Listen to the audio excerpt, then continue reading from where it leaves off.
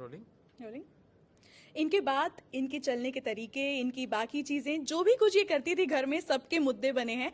इनका स्वागत सबसे पहले मैं करना चाहूंगी। थैंक यू शिवानी कुमारी हमारे साथ जुड़ने के लिए। सभी को मेरा नमस्ते। ओके, घर से बाहर आ गई हैं। लोगों को नहीं लगा था कि फिनाले से आप इतनी जल्दी बाहर आ जाएंगी। क्या कहेंगी, क्या हो गया था?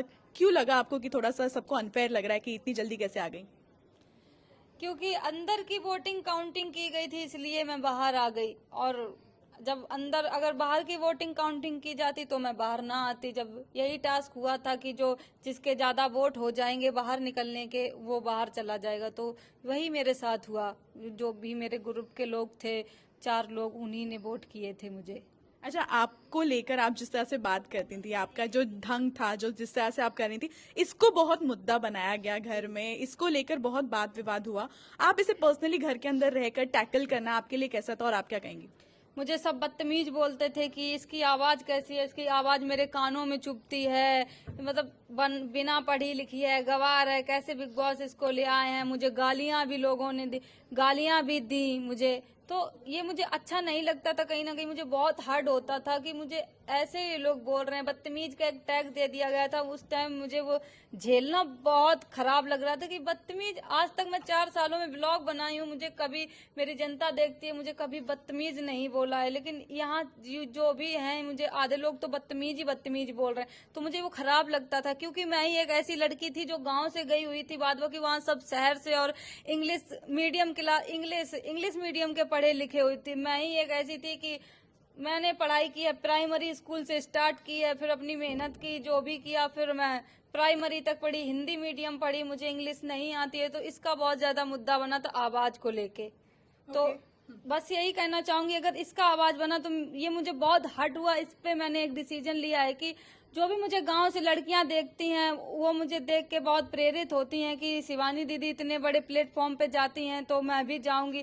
पहले तो मैं बिग बॉस का धन्यवाद करती हूँ कि मुझे इस लायक समझा। मैं बिग बॉस के घर में गई और बस मैं उन लड़कियों, जो मेरे जैसी बहुत सारी लड़कियां हैं, वो कुछ कर नहीं पाती हैं, उनकी पढ़ाई नहीं हो पाती, जो पढ़ना चाहती हैं, मुझे बस एक यही डिसीजन मैंने लिया है कि मुझे जितना भी बिग बॉस से पैसा मिलेगा मैं उन लड़कियों पे लगाऊंगी जो गरीब हैं, पढ़ नहीं पा रही हैं। अच्छा, आपको चुगलखोरी का टैग मिल गया, आपकी बात इधर उधर बहुत करती हैं आप, ये भी बोला गया। इनफैक्ट वो पायल वाला भी केस हो गया था। पायल घर में भी आ गई थी बाद में बताने के लिए, क्लियर करने के लिए बातें कि क्या हुआ था, रोटी डाल दी और वो सब जो मैटर था।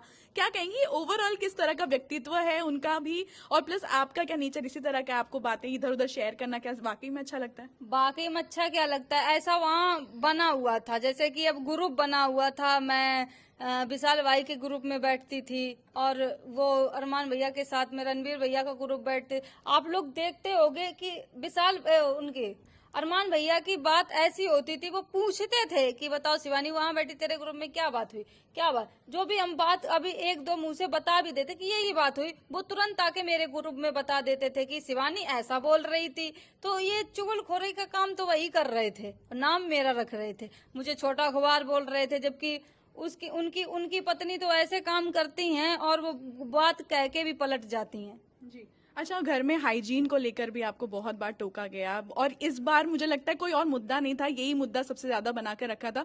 आपका क्या टेक है इस पर? इस पे ये तो बहुत छोटा मुद्दा था, क्योंकि रेस हुई थी, एक टास्क मिला था, उसमें मैं संचालक बनी थी। रेस में मैंने कृतिका भाभी को बाहर कर दिया था कि तुम आउट होती हो। तो वो एकदम से खिसिया गई थी, क्योंकि साईं भाई ने ये बोल दिया था कि कृतिका आउट नहीं होती है, सना मकबूल आउट होती है। तो मैं वहां पे लड़ गई थी, मैंने कहा वो आउट नहीं होती है, तुम आउट होती हो, बाहर निकलो। तो वो इस बात को मुद्दा बना रही थी कि इसने मुझे बाहर क्यों कर दिया। फिर उनको तो मुद्दा बनाना ही था, क्योंकि वो भड़की हुई थी, इसलिए मुझे बोल रही शाम के टाइम जा शिवानी तू नहा के आ, क्योंकि मैं खाने के लिए चॉपिंग कर रही थी। तो मैंने कहा मैं नहाऊंगी नहीं, शाम के टाइम मैं बीमार पड़ गई। तो इस चीज का मुद्दा बनाया, हाइजीन लेके उनको बनाना ही था। अब कोई अगर खजवा के नहीं याद रहता,